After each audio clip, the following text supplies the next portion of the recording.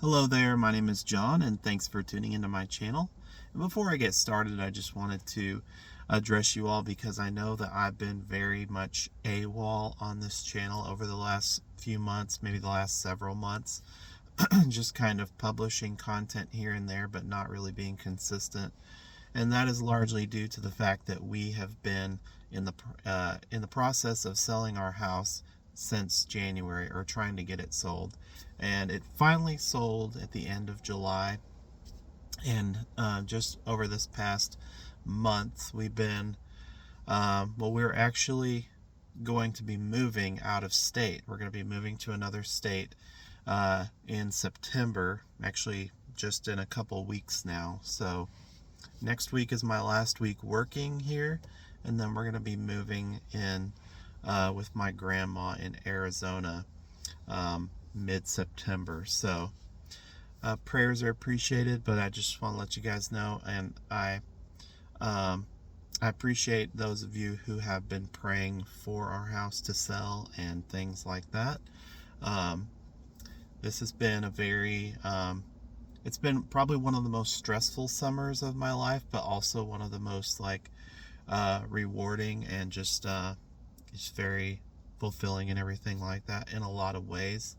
I'm finally debt free, and just I've been visiting with a lot of people that we are close with here in Arkansas, different friends from church or co-workers and different things like that, catching up with people, going out to eat and stuff like that. And you don't really realize when you make a move like this, you don't really realize how many people are that you have that close bond with until you get to trying to say your goodbyes and stuff like that. So it's been a bit of an emotional time, but it's just been very it's bittersweet, but I think it's been a good time, and we are looking forward to the move to Arizona. I think it's just due for my wife and I, for my family. We are ready for the next chapter in our lives, for a little bit of change of scenery,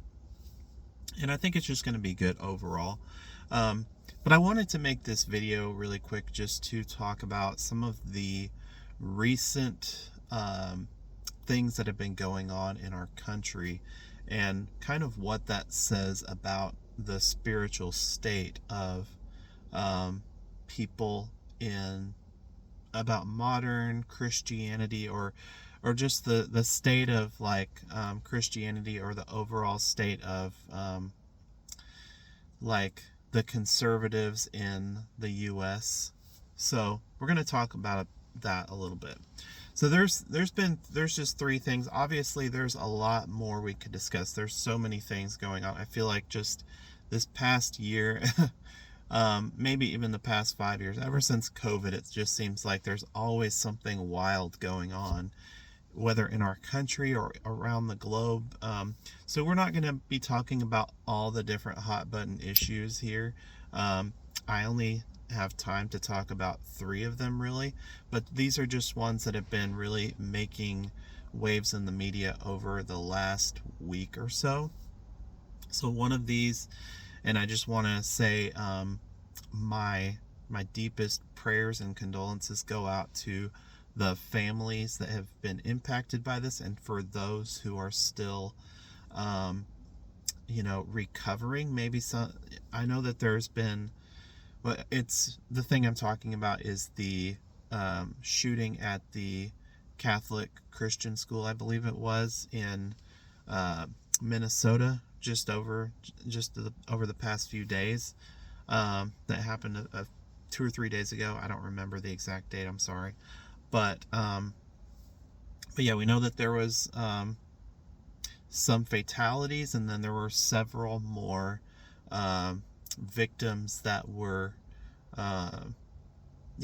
harmed because of the shooting, and some of them are still in recovery or in a critical state. So if you are a person of prayer, just continue to be praying for them. I'm praying for their recovery, and just ask that you would as well. So that's one of the things that I wanted to talk about, is something related to that issue. And then the next thing that I wanted to talk about is I don't know if you follow much about the different things that President Trump is putting into trying to enforce in laws and stuff like that. But he recently signed an executive order basically that is banning people from burning the American flag out of protest. So, and I think that there's a lot of caveats under that, and I think there's certain circumstances where constitutionally they can't enforce that 100%, but they're trying. President Trump and the conservative right are trying as hard as they can to make sure that nobody can burn an American flag out of protest, against the government or against the United States or anything like that. And then the last thing I wanted to talk about is the whole Cracker Barrel debacle of them changing their logo and then all of the conservatives around the country just losing their minds about them getting rid of the old man in the rocking chair and the picture of the barrel in their logo, and just kind of going to a more generic logo, and then changing the aesthetic, the look inside their restaurant's atmosphere and everything like that to be more modern and stuff like that. And personally, I'm not the biggest fan of Cracker Barrel. I never have been the biggest fan of Cracker Barrel. I mean, I do like their pancakes. I like I think it's called their either Mama's Pancakes or Grandma's Pancakes special, something like that. That's pretty good. But I'm just not the biggest fan of Cracker Barrel. I don't know if I've ever had anything there that wasn't breakfast. Just because, I don't know, their food overall doesn't just really appeal to me. But that's neither here nor there. But I just I don't care about the whole logo change, and I don't know why I do know why. I think I know why. That's what I'm making this video about. But a lot of people don't understand why so many people are upset about this, and I'm going to be talking about that. So we're going to be talking about attachment in this video. So as you guys have probably known if you've been following this channel the past year or so, like if you watched any of my videos from last year, I've been going through a little bit of a spiritual shift in my spiritual perspectives. I've been changing from being a lot more religious to being less religious and more spiritual over the past few years, and probably especially over the last year and a half or 2 years, which a lot of that, I've only been scratching the surface on this channel of what I've actually been going through on my spiritual journey. There's a lot more that I could be discussing there. But anyway, so one of the big things that I've realized over my spiritual journey is, I think one of the biggest things that prevents people from growing spiritually and from just developing in their own spiritual development is their attachment to things. And that could be attachment to physical things, it could be attachment to their traditions, or it could be attachment to beliefs, existing beliefs that you have. And we're going to be talking about 3 different attachments from these 3 stories, from these 3 different events or things that have been going on in the U.S. So first of all, we're going to talk about with the shooting. Now, there's been, and I just want to say this, that let me just continue on before I get on this rant.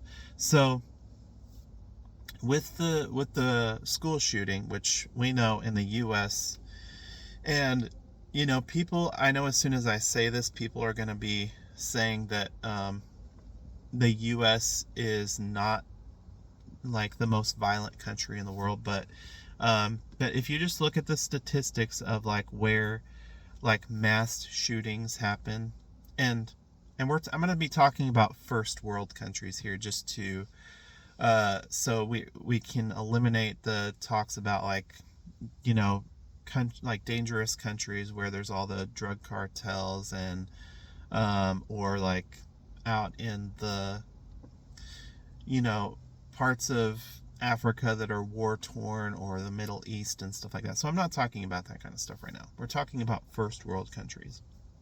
It is statistically evident and proven that in the US there is more mass shootings that happen here than in any other first world country. And I think it's been that way since at least the 1960s, like 1966, and they've been gradually increasing ever since then.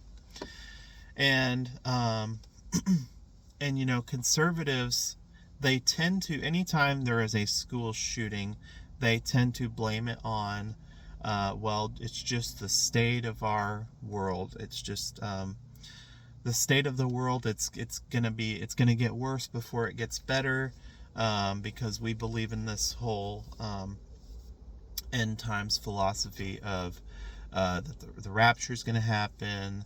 The world's gonna first get much more wicked, then the rapture is gonna happen, then we're gonna go through the great tribulation, and yada yada yada, and basically that everything's just gonna continually steadily decline. It's gonna devolve. We're gonna get, mankind is basically just gonna keep getting gradually worse and worse until everyone is completely living in debauchery, and then that's when the rapture is going to happen, and then God's going to save us, and there's going to be a new kingdom, new paradise, and no one's going to do anything wrong after that. That's kind of the general idea of what most Christians believe, something along those lines. And I know that there's so many different views, probably too many to name, on the different views of the rapture and stuff, which I just to be honest, just to be straightforward, I think it's all bunk. I think it's all nonsense. And I'm not saying, and don't put words in my mouth, I'm not saying that I don't believe in the Bible or the second coming of Christ. I think those things can have been misinterpreted as literal events, when a lot of those things are more allegorical, or you would understand more from a more spiritual perspective. But anyway, there always tends to be this blame on, it's just the state of our sinful world, our fallen world. And then the other thing that they'll say is like, well, all these things happen in gun-free zones. Like, there's never a school shooting in a place where people are armed to the teeth, where people have their concealed carries and stuff like that. Which, I mean, there was a school shooting, not a school shooting. There was a shooting in a church in Texas.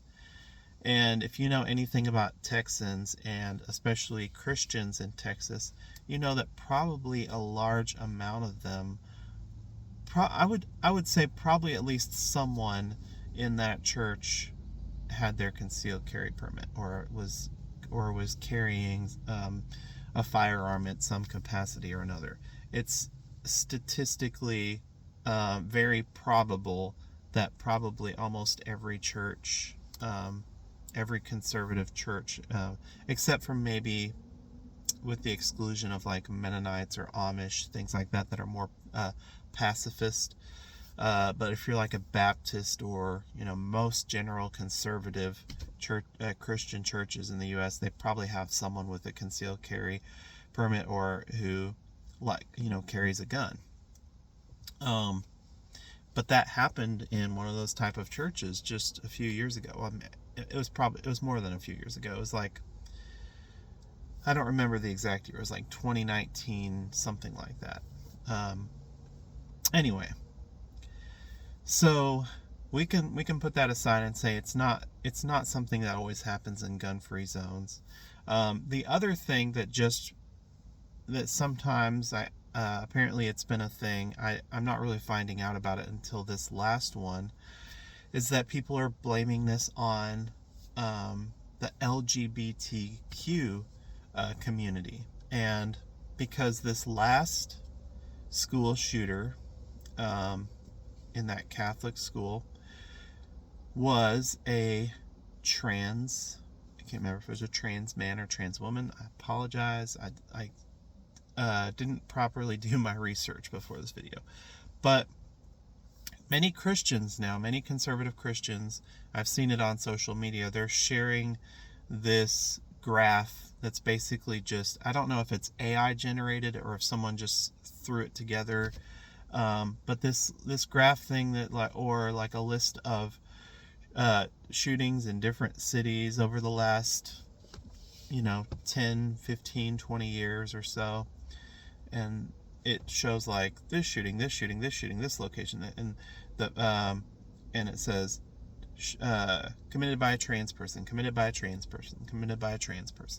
and without citing any sources or listing the name of the person so you can like easily refute it or anything like that. But if you just do some basic research, you can see that that is not the case. Now, have there been more than one shooting by a trans person? Sure, there probably has been.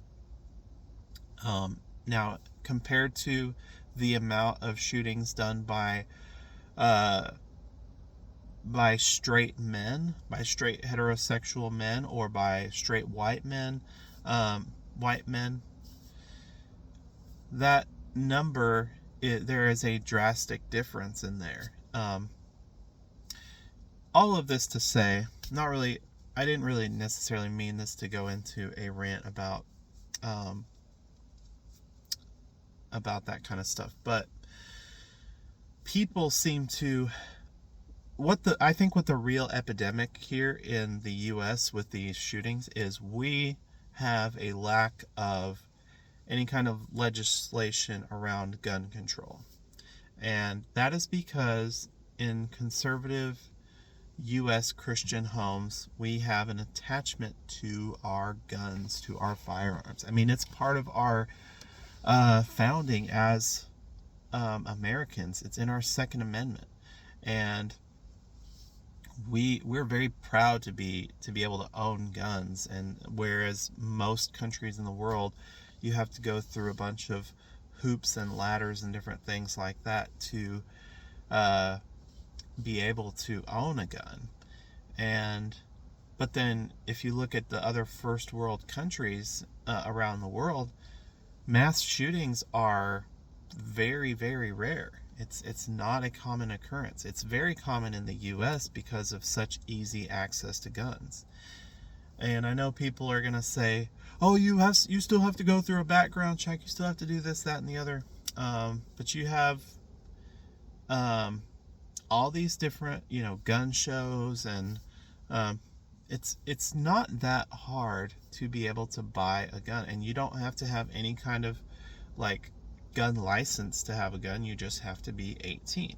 Or in the case of maybe handguns, I think you have to be 21.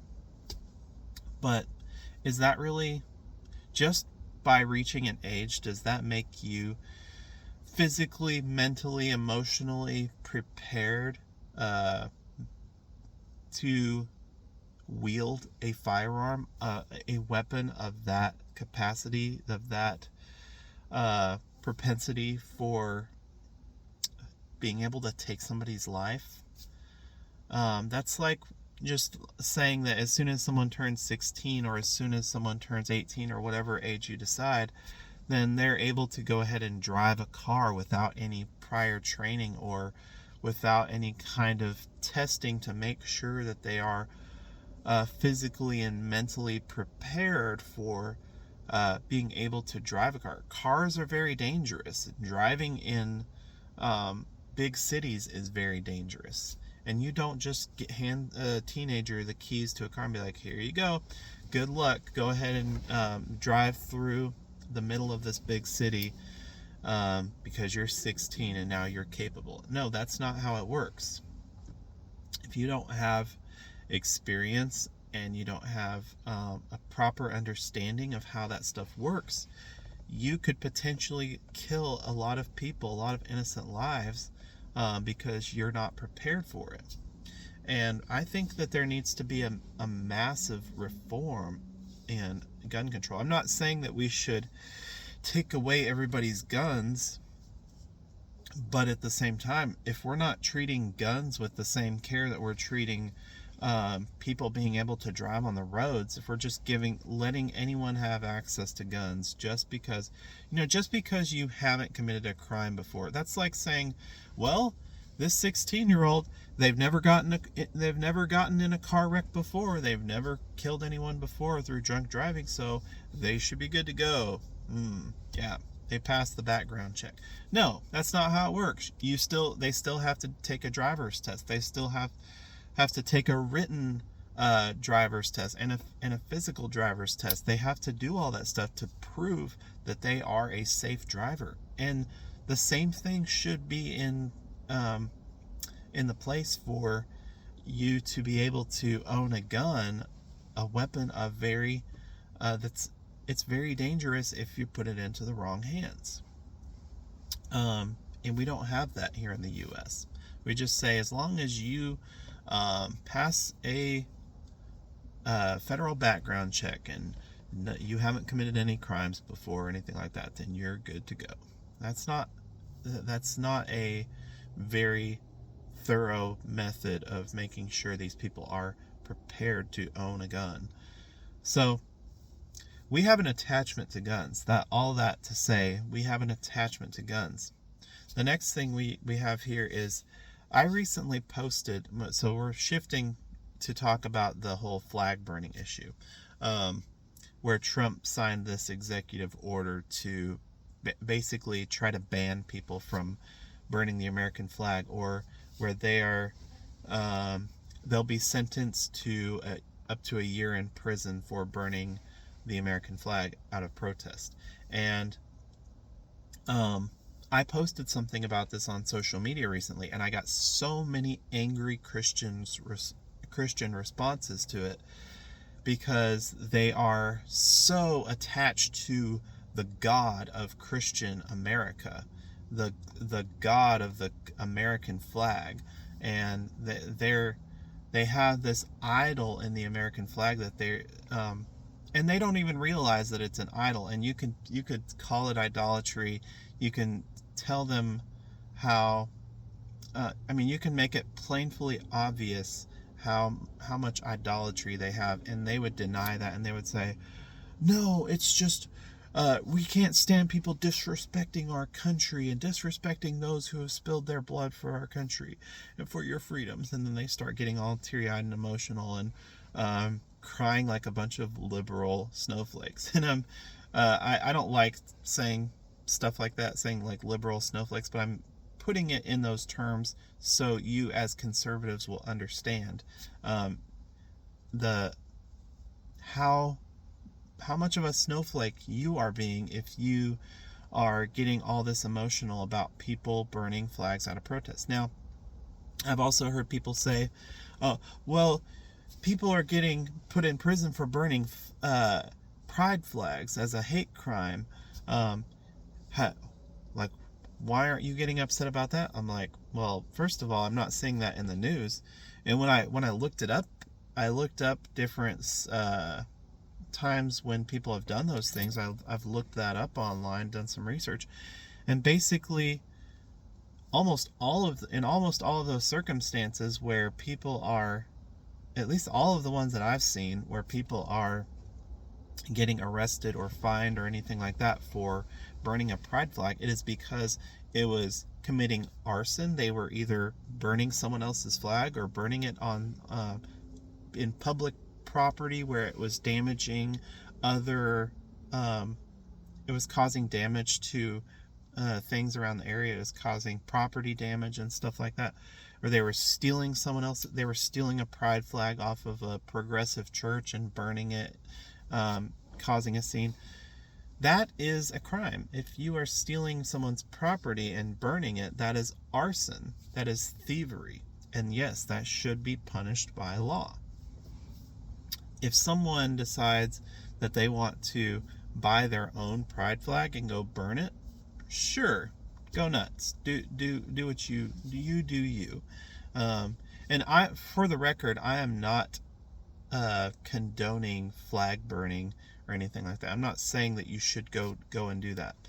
But the same thing, if someone wants to buy an American flag, if I decide that I want to go buy my own American flag from a store, and then if I want to, on my own property, burn that flag because I don't agree with our current administration in office, and I don't agree with the way our country is being ran. If I did that, I could guarantee you I would have the cops called on me. I can guarantee you, 100% guarantee you, someone would call the cops on me, and I would probably get in trouble of some sort. I would at least get arrested and maybe if I'm lucky, I wouldn't be prosecuted or put in prison or have to pay the fines if I'm able to prove out of the Constitution that it is a constitutional First Amendment right that I have to be able to do that. If I'm not harming anybody else's property, if I'm doing that on my own property out of protest against our government, I have 100% the right to do that, and so do you. Now, I'm not saying that I would do that. I don't think I ever would do that, and I wouldn't necessarily encourage people to do that. But if you want to do that, that's your prerogative. As long as you're not harming anybody else or anyone else's property, go nuts. But like I said, I could almost guarantee you that if you did that, if I did that, the cops would be called and feelings would be hurt, all that kind of stuff, just because you're burning a quote-unquote sacred piece of cloth. It's attachment. That's all it is. It's attachment. We are attached to guns. We are attached to our flag. We're attached to our American values. The last one we're going to talk about is Cracker Barrel. So people are upset because Cracker Barrel changed their logo. I don't think I have to go necessarily so much on a rant about this one specifically, but basically, I don't know. It just baffles me how people could get so upset over a logo change. But it just goes to show how people are so attached to their traditions and how people hate change. How much they will buck against change in this world, even over something that is completely harmless and shouldn't. This is a private company just making. They're not going woke. This is not something about they're saying that they're gonna change their values. They're embracing some kind of openly embracing some kind of like new woke agenda or something like that. They're not doing anything like that. They haven't said anything like that or made that public that was the reason they were changing. No, it's just a rebranding. They're trying to be more modern. They're trying to be it's just the way businesses go. But there was a huge backlash over it. Everyone was getting upset, and I'm telling you, it's because of attachment. If you realize how much we are attached to things in this world, we are attached to our traditions, we're attached to our possessions, we're attached to our values, and I think all those three things can be we can get that from those three different instances. We're attached to our guns, our possessions. We're attached to the American flag, which represents our values. We're attached to the Cracker Barrel logo, which represents our traditions. Maybe the American flag could represent your values or your beliefs or whatever, but we need to learn that change. I've heard people say the only constant in this universe is change.